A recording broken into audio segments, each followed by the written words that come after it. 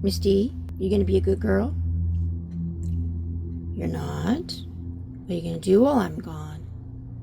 I gotta go grocery shopping. I gotta go buy us some healthy food. Hi, I'm Nikki P, aka the Gentle Healthy Traveler. I'm a health coach, writer, and bunny mama. In 2022, I decided to trade in my high-rent studio apartment for a 1993 Toyota Winnebago Warrior. We are just three gals having grand adventures as we trek down the highway on a budget and learning how to stay healthy along the way. Won't you join us? See you on the road. Listen, if you're on the road, then you know it's hard sometimes to eat healthy and make choices where it's a happy medium between convenience and also healthiness. So I prefer to eat gluten-free. And I know a lot of people are like that. Maybe you have a slight intolerance to gluten. And you know, everything changes all the time with our bodies. So this might be a season where you have to eat more gluten-free. Maybe other times you can have a little gluten. And I'm not talking to folks who are celiac. It's a different issue. I'm talking about maybe those of us who just feel a little brain foggy or a little achy when you eat gluten. A lot of that has to do with the kind of bread you eat, because of it has a lot of toxins and pesticides and chemicals in the processing. Then that's going to affect you. And it also has to do with your gut health, and all these things change seasonally. Not so much seasonally in terms of the seasons, although it does for sure, but also seasons of your life. Whether you have a lot of stress going on, that's going to affect inflammation levels in your whole body, especially your gut, where you might have to ease up on the gluten. I like to just play it on a day-to-day, week-to-week, month-to-month basis for myself personally, because I have a lifestyle where, you know, tell you the truth, I don't want to have to do a lot of dishes because doing dishes for me means warming up hot water on the stove, then going outside and dumping it somewhere because I don't want to put slimy water down my tank. So all these things we consider when we're traveling and living in a unit such as this. On the other hand, I'm not just going to go out and buy some Wonder Bread and some bologna. You know what I mean? So always thinking about a happy medium between convenience and making life a little bit easier and less stressful, and quality and health. So all that being said, I decided to buy at Costco these uncooked flour tortillas from Tortilla Fresca, 44 count. It was only like $8 for this huge amount of tortilla. And I like this. It's non-GMO project verified. So it's not USDA certified organic, okay? This is flour tortillas. Yes, I've decided to go gluten with these tortillas for the time being because I feel pretty healthy in my body right now. And I know that I'm not going to overdo it. Like if I had half of this package, I probably wouldn't be able to have gluten for a month. But I'm not going to. Tortillas, for me, that's like a utensil. Like a tortilla is like a utensil to me, okay? I eat tortillas with everything from eggs to, of course, beans to tuna salad.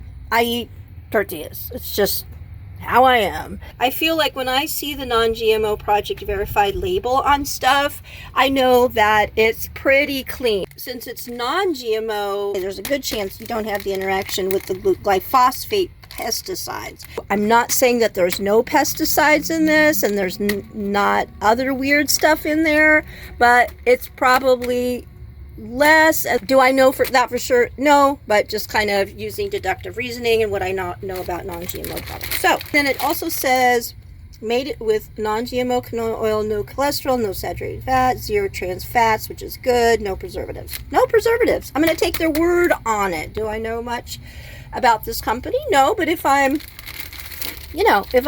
questioning, I can look it up. What else does it say here? Family owned and operated, made in a facility free from nuts, soy, and dairy. Interesting. Okay, so they had enough foresight to write that on it. Franko Whole Foods. It's not one of the major huge brands, I don't think.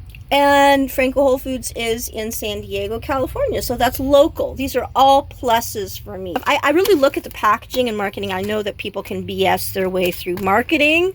I look at this stuff and I think it matters. Now here's the ingredients. And contents: wheat. Okay. Wheat flour. Yeah, we know there's wheat in there. Filtered water, canola oil, salt, sugar. I like the fact that there's only 5 ingredients. I am actually really excited to purchase, for the first time ever, I think, uncooked flour tortillas, because half the time I wind up cooking right on the fire there. The old-fashioned way. We're not going to be able to cook these right on the fire, but we're definitely going to take out my little pan and see what we can do. So I am going to open these up and take a look. Okay, so here we go. Here's our tortillas, and we're going to open them up. There's a little handy little strip thing. These are uncooked. And then we've got an inner package, nicely sealed. And I see that it comes in 2, which is actually awesome, because I was going to freeze some of these. And so what I'm going to do, unopened, we've got a little silica pack in there, which I can respect that. There's a little preservatives in there, but I'd rather it not mold. So I'm going to put this one package directly in my freezer. Okay, I'm going to put this one in there. Directly in my freezer here, in the fridge. Going to open it up. Pop that puppy in there. My freezer was off for a while, so there's not too many things in the freezer right now. And freezer, as you know, fridge space is highly prized in a tiny little fridge like this. So that's going in there. I consider this a high value item because of the amount of tortilla that I personally eat. So tortillas are always on the menu, whether it's just me and the bun or whether it's with friends. And it's quite doughy. It just slides right off. A beautiful round tortilla. Light my stove here. And we're doing this, guys. Doing this in my 22-foot trailer. All cooking and preparing up food items that I ever do for this channel, unless otherwise mentioned, is happening on in my 22-foot 1993 Winnebago Warrior. Okay, got my stove going here. And I'm gonna use coconut oil. Why not? You could use butter. Just gonna put a spoonful of coconut oil. It's just the organic kind that you think. I got this at Albertsons. I'm gonna spread that around. And now, the big question is this tortilla gonna fit my pan? And, oh my gosh, it fits almost perfectly in there. Now, what they said was 30 seconds. So let the countdown begin. 29, 28, 27, 26, 25, 30 seconds. Okay, so we're going to flip this puppy and I'm just going to use my fingers. Woo! Oh my gosh, it's done. I mean, it's done on that side. Heck yeah, I can feel it. 30 seconds, folks. Okay, I'm going to flip this over one more time. And I'm going to kind of just get that one little edge there. Alright, this literally took 1 minute. Okay, guys?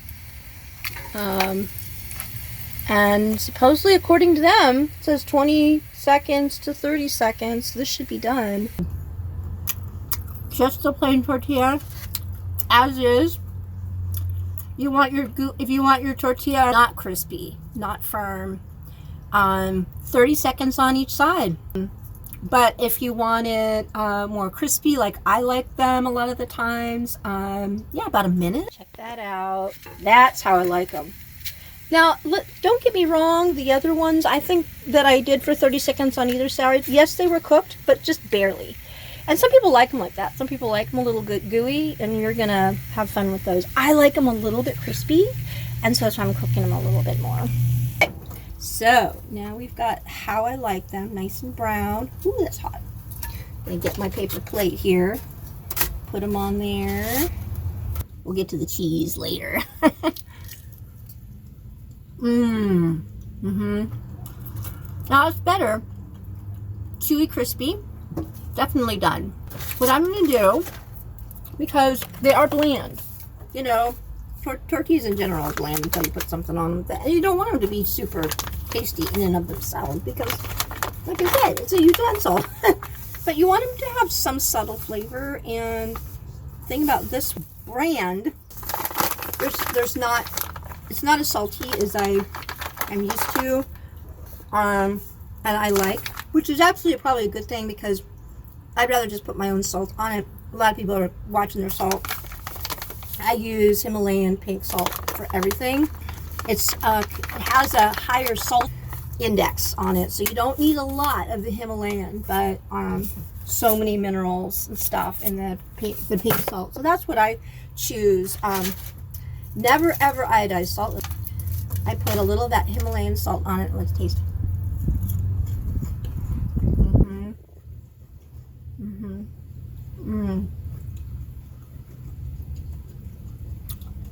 For me, that just kind of kicks it up a notch. I like it so far. Now, the real test is how long will it last in the fridge. So what I did, you got a 44 pack, so you have to have room in your freezer to freeze some of this. I did with about 3/4 of it, and I've got a little packet of maybe about 10 of them left, and those are going in my fridge. I'll eat those this week probably, over the next couple weeks. And this is Fresca brand tortilla. So far, so good. I'm impressed, and that's a thumbs up for me so far. This is Nikki Lynn Pugh, aka the Gentle Healthy Traveler, saying we'll see you in the kitchen, in your RV, in your rig. Get out there and use your stove. I'll see you on the road. Bye now.